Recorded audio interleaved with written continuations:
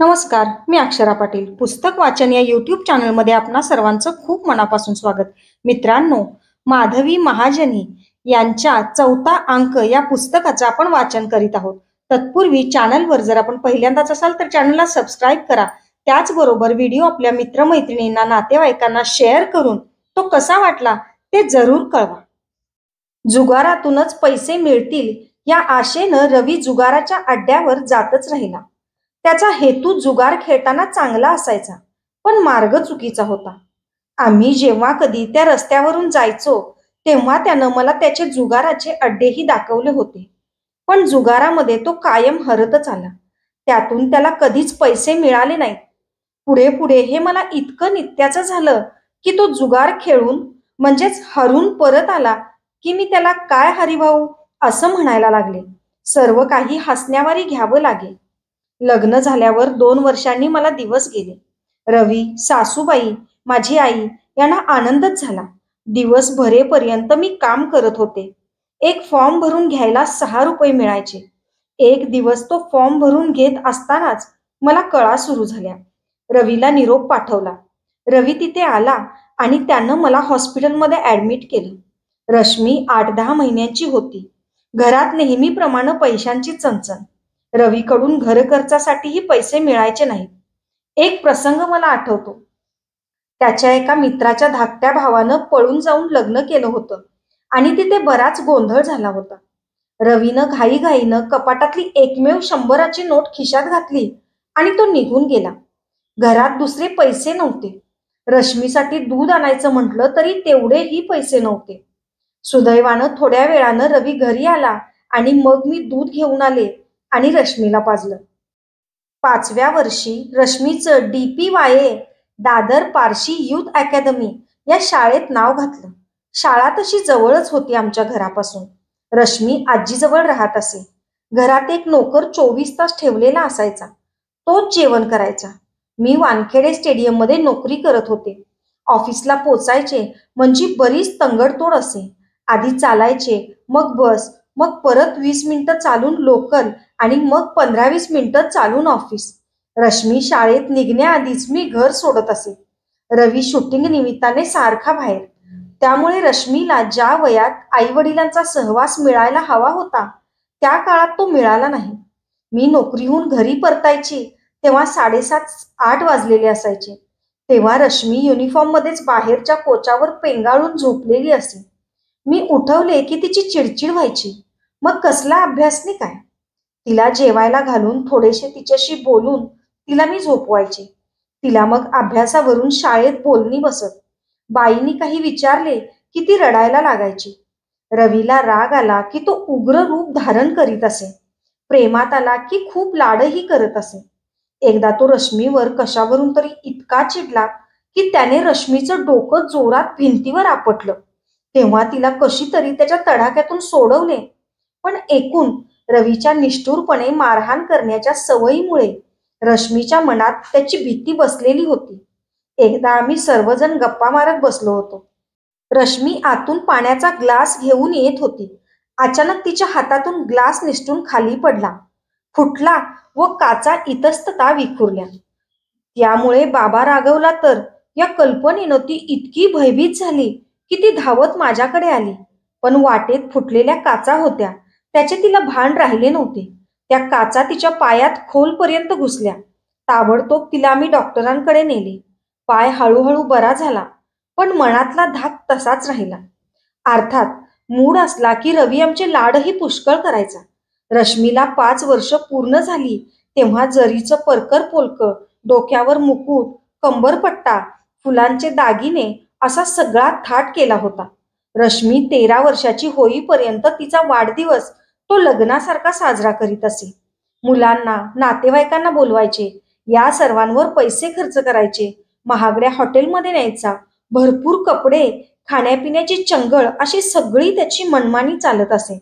कुमुदिनी कुमुदिनी गुने या माझ्या आत्या. त्यांचे पती जनार्दन गुने हे डॉक्टर होते.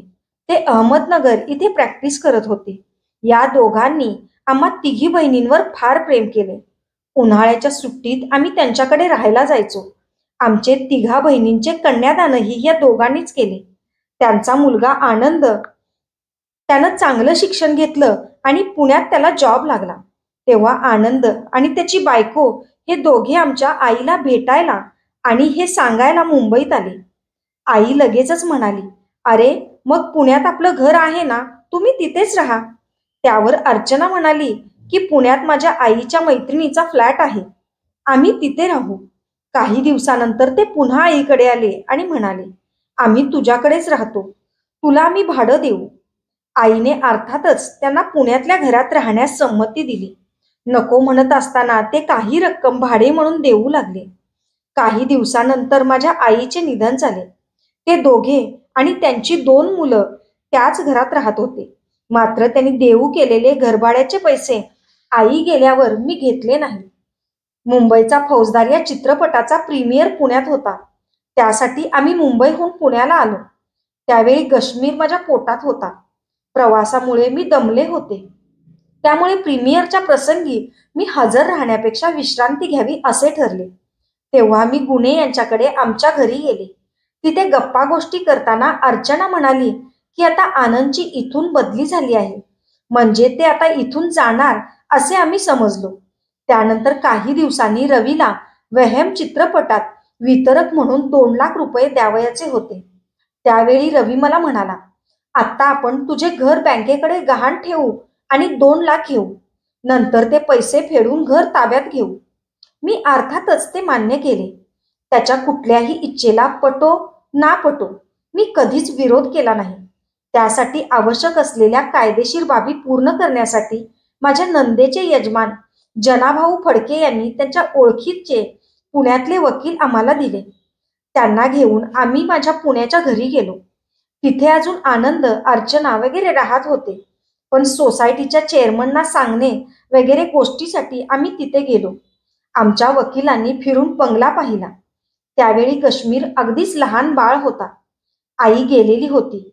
त्यामुळे आत्यांनाच आईच्या ठिकाणी मांडून मी प्रेमाने काश्मीरला घेऊन त्यांच्याकडे गेले. त्या बारशाला येऊ शकल्या नाहीत.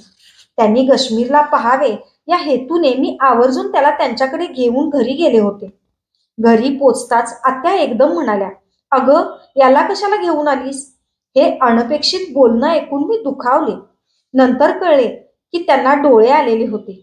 इतक्या लहान बाळाला इन्फेक्शन वगैरे होऊ नये म्हणून त्या तसे पटकन म्हणाल्या. पण त्यामुळे आम्ही घरात प्रवेशही केला नाही. घरातलेही कोणी बोलायला वगैरे बाहेर आले नाही. मला वाईट वाटले. आत्याचे यजमान डॉक्टर गुणे हे मात्र बाहेर आले. आमच्याबरोबर ते बंगल्याबाहेरच परिसरात फिरत राहिले. काश्मीरला पहिल्यांदाच पाहिल्याने त्यांनी काश्मीरच्या हातात आग्रहाने पाकिट दिले. पण त्यावेळी बाकी कुणाशीच आमचे बोलणे झाले नाही. त्यांचा काय गैरसमज झाला कोण जाणे. पण तिथून आम्ही निघताना निरोप द्यायलाही कोणी आले नाही. माझ्या डोळ्यात पाणी आलं. मला या गोष्टीचं दुःख झालं. आमचे इतके प्रेमाचे संबंध असताना ते असे का वागले कळेना. घरी आल्यावर मी माझे मन मोकळे केले. त्यांना पत्र लिहून माझा झालेला अपेक्षाभंग कळवला. पण मी भावनेच्या भरात लिहिलेल्या पत्रामुळेही ते दुखावले. त्यांनी आमच्याशी संबंधच तोडले. नंतर त्यांनी दुसरे घर घेतले. त्यांना बहुधा वाटले असावे की ते घर सोडून गेले नाहीत म्हणून आम्ही वकिलांना घेऊन आलो आहोत. रवीला ते घर गहाण ठेवायचे होते म्हणून खरं तर आम्ही वकिलाला घेऊन तिथे घर दाखवून सल्ला घेण्यासाठी गेलो होतो. त्यांनी घर सोडावे अशी आमची मुळीच इच्छा नव्हती. काय झाले होते कोण जाणे. दोन्ही बाजूनी निव्वळ गैरसमज झाला. नंतर संबंध सुधारल्यावर परत तो विषय आम्ही दोघांनीही काढला नाही. संबंध सुधारण्याचा आनंद दोन्हीकडे झाला व त्यामुळेच अजूनही संबंध चांगले टिकले आहेत. आम्हा बहिणींना आमचे माहेर परत मिळाले. नाईक निंबाळकर यांची सून म्हणजे निलिमात्या, कुमुदिनी गुणे आणि निलिमात्या या दोघींचे प्रेमाचे मांडलेले व जवळचे संबंध होते. या दोघीत बहिणी म्हणाव्यात इतकं प्रेम होतं. बऱ्याचदा नीलमात्या आणि माझी सख्खी आत्या कुमुदिनी गुणे या आमच्या घरावरून गाडीतून जात असत. त्यावेळी त्या दोघीही आमच्या घराकडे बघत आणि काहीतरी त्यांच्या मनात त्याबद्दल शल्य आहे असे नीलमात्या यांचा मुलगा रघुनंदन ह्याला जाणवले. याला वाटले दोघेही एकाच कारणासाठी नाराज असतील तर ती नाराजी घालवून आपण त्यांच्यातले गैरसमज दूर केले पाहिजेत. म्हणून मग तो अचानक एकदा माझ्याकडे आला. मला आश्चर्य वाटले. मग त्याने दोन्ही घरांमधले काय समज आहेत हे समजावून घेतले आणि सरळ आम्हाला एकत्र भेटवून आमच्यात समेट केला. मुळात आमच्यातले संबंध आधी खूप जवळचेच होते. त्यामुळे रघुनंदनने केलेल्या प्रयत्नास लगेचच यश आले व आम्ही आता सर्वजण गुण्यागोविंदाने राहत आहोत. या सगळ्याचे श्रेय रघुनंदनला द्यायला हवे, कारण खरं तर त्यांचं आमच्या परस्परांच्या संबंधावर काहीच अवलंबून नव्हतं. पण त्यानं चांगुलपणानं पुढाकार घेतला आणि आम्हाला समाधान मिळवून दिले. त्याचे हे उपकार मी कधीच फेडू शकणार नाही. गश्मीर जन्मला तेव्हा मी 35शीत होते. रश्मी आणि गश्मीर यांच्यामध्ये 12.5 वर्षाचं अंतर. त्यामुळं त्याचं आवरणं, शाळेत नेणं, आणणं हे सारं हौसेने रश्मीच करायची. एकदा त्याला शाळेत पोचवायला जाताना 2 व्हीलरवर रश्मी बसली. गश्मीर गाडीवर बसला आहे असे समजून मागे बसलेल्या गश्मीरशी वाटेत गप्पाही मारल्या. रश्मी शाळेत पोचल्यावर मागे बघते तर गश्मीर गाडीवर नव्हता. घाबरून रश्मी घरी परत आली तर गश्मीर तिथेच उभा होता. तो बसण्याच्या आधीच हिने गाडी थेट शाळेतून नेली होती. तेव्हा रश्मी घाबरली होती, पण आता आम्ही ही गोष्ट आठवून खूप हसतो. गश्मीर लहान असताना त्याला तेल लावून आंघोळ घालायला बाई यायची. एकदा त्या बाईने गश्मीरला पायावर उताने घेऊन भराभरा त्याच्या अंगावर पाणी ओतलं. घाईघाईनं त्याला थोडा शेक देऊन ती निघून गेली. थोड्याच वेळात गश्मीरला श्वास लागला. त्यानंतर डोळे पांढरे केले. काय करावं कुणाला काही सुचेना. रश्मी त्याला खांद्यावर घेऊन पाठीवर थोपटत फेऱ्या घालू लागली. अचानक गश्मीरच्या नाकातोंडातून बक्कळ पाणी बाहेर आलं. मग त्याचा श्वास मोकळा झाला. जीवदानच मिळालं एक प्रकारे. त्याच्या नाकातोंडात पाणी गेलेलं होतं. एका निष्काळजीपणामुळं माझ्या नवसा सायासानं झालेल्या बाळाचा प्राण धोक्यात आला होता. होय, रश्मी झाल्यावर अनेक व्रतवैकल्य केल्यानंतर गश्मीर सारखा हिरा माझ्या पोटी जन्माला आला होता. हे सर्व गश्मीरला सांगितले असल्यामुळे तो तिच्यावर खूप प्रेम करतो व तिला दुसरी आईच म्हणतो. बहुतेक सगळ्याच मुलांना आपली आई प्रिय असते. गश्मीर तर नेहमीच सगळ्या गोष्टींचं श्रेय मला देत असतो. तो म्हणतो की आपलं नातं आई आणि मुलगा असं नाहीये. आपण बिझनेस पार्टनरही आहोत. त्यामुळं आपलं दोघांचं नातं जास्त घट्ट आहे. आणि रश्मीला तर तिची आई म्हणजे देव. ती तसं बोलूनही दाखवते आणि तशी वागतेही. मला चॉकलेट्स आवडतात म्हणून एकदा तिनं माझ्यासाठी चॉकलेट आणलं होतं. मी ते फ्रीजमध्ये ठेवून दिलं. 5वी-6वीत असलेला कश्मीर घरात आला आणि त्यानं फ्रीज उघडला. चॉकलेट दिसताच त्यानं ते घेतलं. त्यावर रश्मी त्याला खूप बोलली. आईसाठी आणलेलं चॉकलेट तू कसं काय घेतोस वगैरे वगैरे. आम्हा दोघांनाही आश्चर्य वाटलं. गश्मीर रागाने बाहेर निघून गेला. मग आम्ही दोघीही घाबरलो. मी रश्मीला समजावून सांगितले. परत मग तिनं असं माझ्यावरून त्याच्याशी भांडण केलं नाही. पण अजूनही आई म्हणजे माझी देव हे तिचं पालुपद कायम आहे. रश्मीच्या लग्नाच्या आधी ती 15-16 वर्षाची असताना रवीने अचानक तिच्यासाठी 2 सोन्याचे नेकलेस घेतले. त्याच्या मनात आलं की तो दुकानात जाई आणि आमच्यासाठी कपडे दागिने आणून आम्हाला ते देत असे. अर्थात आम्हाला कधी पसंतीला बरोबर नेत नसे. स्वतःच्या मनाने काहीतरी आणायचा आणि जे आणायचा ते चांगलेच आणायचा. त्यामुळं आम्हाला ते आवडायचं. रश्मीला अभ्यासात रस नव्हता. मी अक्षरशः तिला समोर बसवून अभ्यास करून घेतला. मग ती डी.फार्म झाली, पदवीधरही झाली. मला स्वतःला घर नीटनेटकं ठेवायला आवडतं. चांगलं राहायला आवडतं. स्वच्छता, टापटीप याबद्दल मी दक्ष असते. पण या बाबतीत रश्मी अगदी दुसरं टोक आहे. ती अगदी साधी आहे. छान दिसावं, राहावं याबद्दल ती उदासीन असते. रश्मी 8वीत असताना आम्ही पुण्यात राहायला आलो. अभिनव विद्यालयात तिच्यासाठी प्रवेश घेतला. 10वी नंतर भारतीय विद्यापीठात रश्मीने डी.फार्मसी केली. आमची जी 3 मजली इमारत होती तिने खाली 7 दुकानं होती. त्यातला एक गाळा रश्मीसाठी आपण मेडिकल शॉपसाठी ठेवावा, म्हणजे तिला एक स्वतःचा उद्योग होईल व माझीही तिला मदत होईल असे माझ्या मनात होते. त्याप्रमाणे तेवढा गाळा ठेवून आम्ही बाकीचे गाळे लीजवर देऊन टाकले. परंतु कालांतराने रवीला भुसारी कॉलनीत एक हाऊसिंग प्रोजेक्ट करायचा होता. त्यात घालण्यासाठी रवीनं तेही दुकान लीजवर देऊन टाकलं. जरी रश्मीनं तिथं शॉप काढलं नसतं आणि तेवढी एका दुकानाची जागा आमच्या नावानं राहिली असती, तरी आज त्याचे दर महिना 40-45 हजार रुपये भाडे मला घर बसल्या मिळाले असते. असो, माझ्या सासूबाई स्वभावानं साध्या आणि चांगल्या होत्या, हसतमुख होत्या. आमच्या वयात 40 वर्षाचं अंतर. तरी सुद्धा आम्ही अनेकदा एकमेकींशी मनमोकळेपणाने गप्पा मारत असायचो. साध्या गोष्टीतून त्या आनंद घेत असत, पटकन विनोद करत. एकदा आमच्या घरी काही मित्रमंडळी आली होती. एक मित्र म्हणाला, "मी आता दारू सोडली बर का." सासूबाई तिथंच होत्या. हसत हसत त्या ऍक्शन करीत म्हणाल्या, "सोडली म्हणजे अशी तोंडात सोडली का?" त्या काळात त्यांनी असा विनोद केला हे विशेष. त्यांना सिनेमाला जायला फार आवडायचं. आम्ही साऱ्या मैत्रिणी मिळून जायचो. पण मी त्यांनाही बरोबर घ्यायची. सिनेमाला जायचं असेल त्या दिवशी त्यांना इतका उत्साह येई की एरवी कधी स्वयंपाकघरात फारशा न येणाऱ्या त्या दिवशी भराभर स्वयंपाक आटपायच्या. मला म्हणायच्या, "तू जा, तुझं आवर, मी बघते इथलं." मैत्रिणीकडे जाताना, कुठेही जाताना मी शक्यतो त्यांना बरोबर घ्यायची. त्यांच्या स्वभावामुळं त्या कुणाला नकोशा वाटायच्या नाही. अर्थात काही गोष्टी आम्हा दोघीत भिन्नता होती. सासूबाईंना शक्यतो घरात नोकर माणसं नको असायची. पण माहेरी आमच्या घरी नोकर माणसांची रेलचेल होती. त्यामुळं मला स्वयंपाक करायचा कंटाळा.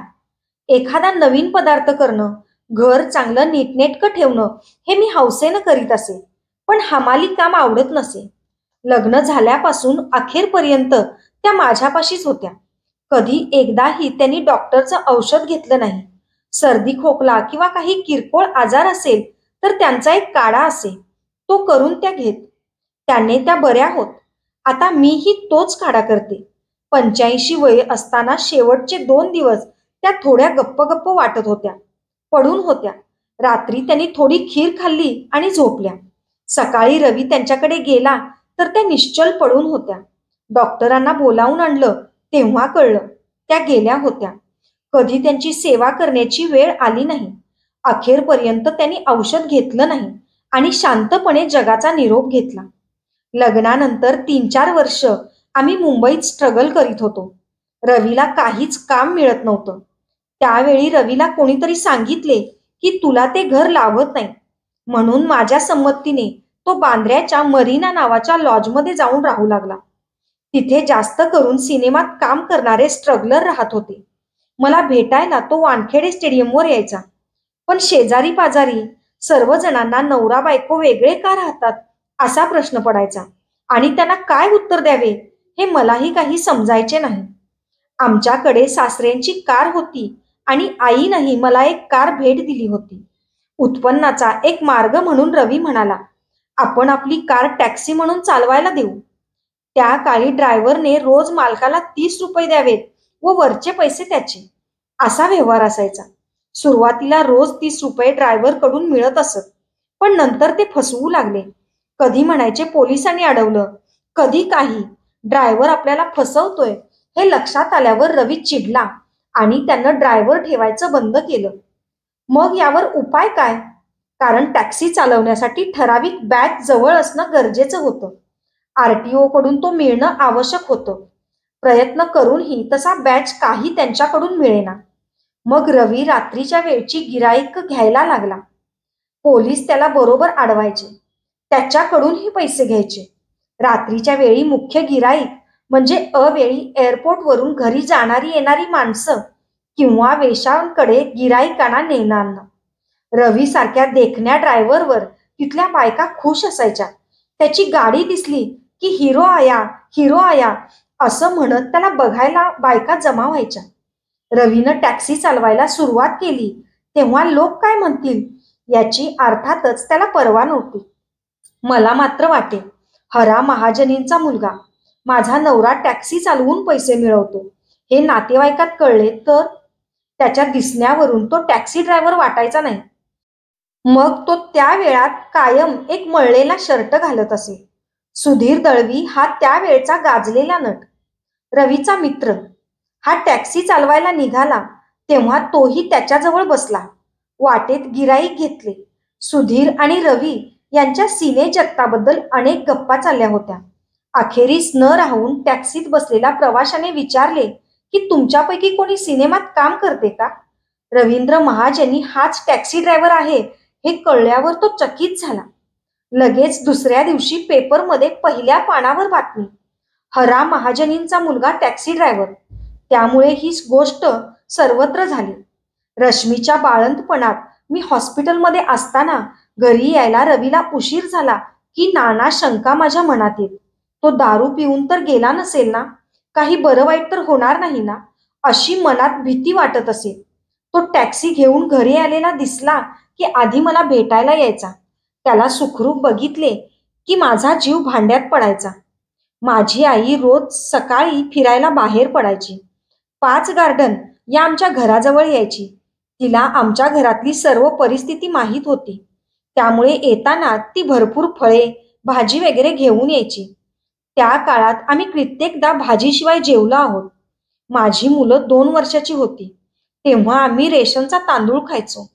आई यायची तेव्हा सकाळची वेळ असल्यानं मी घाई गडबडीनं घरातली सगळी कामं उरकून बाहेर कामावर जाण्याच्या तयारीत असायची. रात्रभर जागून दमल्यामुळं रवी झोपलेला असायचा. आईला वाटायचं माझी मुलगी बिचारी पैसे मिळवण्यासाठी एवढे कष्ट करते आणि हा मात्र पिऊन झोपला असणार. मी तिला मग खरं काय ते सांगायचे. पण एक खरं की तिला माझी सदैव काळजी वाटत असायची. शिक्षण नसल्यामुळं रवीला नोकरीच्या संधी फारशा नव्हत्या. मुळात त्याला नोकरी करायचीच नव्हती. साधारण 25शीत असताना बँकेच्या नोकरीसाठी प्रयत्न करीत होते. पण तेव्हा वानखेडे स्टेडियम नुकतेच उभे राहत होते. तिथेही स्टाफची गरज होती. वानखेडे हे माझ्या आत्याचे यजमान. तेव्हा स्वतः वानखेडे यांनी स्टेडियममध्ये जॉब करता येईल असे सुचवले. रा महाजनींची सून म्हणून बहुतेक जण माझ्याशी तिथे आदराने वागत. पॉली उमरीगर हे तिथले सेक्रेटरी. त्यांनी फार मनपूर्वक मला तिथले काम समजावून दिले. अगदी सज्जन माणूस. मेंटेनन्सचं काम मी करीत होते. माझ्या हाताखाली 8 मुलं होती. स्वच्छता, स्टॉक बघणे सारे मी बघायचे. वानखेडे स्टेडियममध्ये असल्याने सुनील गावस्कर वगैरेंशी भेट होत असे. कपिल देव शाळेत असताना इथे खेळून गेला होता. त्यानंतर तो मोठा झाल्यावर टेस्ट मॅचसाठी आला तेव्हा त्याने आपणहून मला ओळख दिली, आठवण दिली. एकदा शरद पवार आणि शेषराव वानखेडे ऑफिसमध्ये बोलत बसलेले असताना मी तिथून जात होते. वानखेडे यांनी मला तिथे बसवून घेतले व माझी शरद पवारांशी ओळख करून दिली. या कामात इंग्लिश बोलण्याची कधी कधी गरज असे. मला तशी सवय नसल्याने सुरुवातीला इंग्लिश बोलण्याची वेळ आली की माझी पळापळ व्हायची. पण हळूहळू मी ते आत्मसात केले. तिथल्या स्टाफपैकी मी एकटी पदवीधर. पण त्यातून तिथल्या काही मुलांच्या मनात माझ्याबद्दल आकस निर्माण झाला. आमच्या ऑफिसमध्ये 2दा लेटमार्क चालत असे. पण त्याच महिन्यात 3रा लेटमार्क झाला तर 1 दिवसाचा पगार कापला जाईल. स्टाफची ती मुलं माझ्या नावापुढं लेट झाल्याचं दर्शवण्यासाठी लाल चौकोन करायची. एकदा मी ऑफिसमधून घरी आले. रवीची मुलाखत घेण्यासाठी कुणी पत्रकार बाहेर बसला होता. मी आल्यावर रवीही आतमध्ये आला. माझ्या मनात राग खदखदत होता. सगळे काम मी नीट करत असताना माझे रेकॉर्ड कुणीतरी खराब करीत होते. घरी आल्यावर मी त्याबद्दल रवीला सांगितलं. मुलाखत घेणारा तरुण मुलगा होता. त्याच्या कानावर आमचं संभाषण गेलं. त्यानं आमच्याशी काही न बोलता परस्पर बाळासाहेब ठाकरेंच्या पत्नीला फोन केला. दुसऱ्या दिवशी सकाळीच माझ्यासाठी त्यानं वेळ घेतली आणि त्यानं मला तसं सांगितलं. आम्हाला कळवल्यावर आम्ही म्हटलं, अरे एवढीशी गोष्ट थेट बाळासाहेबांना कशाला सांगायची? गरज नव्हती. पण त्यांची अपॉइंटमेंट तर त्यानं घेतली होती.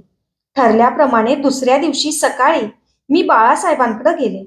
माझे सासरे रा महाजनी यांचं नाव बाळासाहेबांच्या हस्तेच आमचं घर असलेल्या रस्त्याला दिलं गेलेलं होतं. पण त्या दिवशी तो समारंभ झाल्यावर ते आमच्या घरी येऊन चहा घेऊन गेले होते. मी त्यांच्या घरी गेल्यावर बाळासाहेबांनी त्यांचा त्यावेळचा युनियन लीडर मोरेला मातोश्रीवर बोलावलं. आला तेव्हा तो जाम घाबरलेला होता. घाम पुसतच आला. बाळासाहेबांनी त्याला फैलावर घेतलं. ह्या कोण आहेत माहिती का? यांच्या वाटेला कोणी गेलं तर बघा वगैरे त्याला सुनावलं. मधुसूदन कालेलकर यांची जयू नावाची मुलगी ही बाळासाहेबांची सून. मीनाताईही घरात होत्या. त्यांनी मला आत बोलावलं. आमचं बोलणं वगैरे झालं. त्यानंतर मात्र मला ऑफिसमध्ये कुणी कधी त्रास द्यायला धजावलं नाही. अशाच विविध विषयांवरच्या पुस्तकांसाठी, लघुकथांसाठी, कवितांसाठी पुस्तक वाचन बाय अक्षरा पाटील हे चॅनल सबस्क्राईब करा आणि व्हिडिओ, कथा, कविता कशा वाटतात हे व्हिडिओच्या कमेंट बॉक्समध्ये जरूर कळवा. थँक्यू.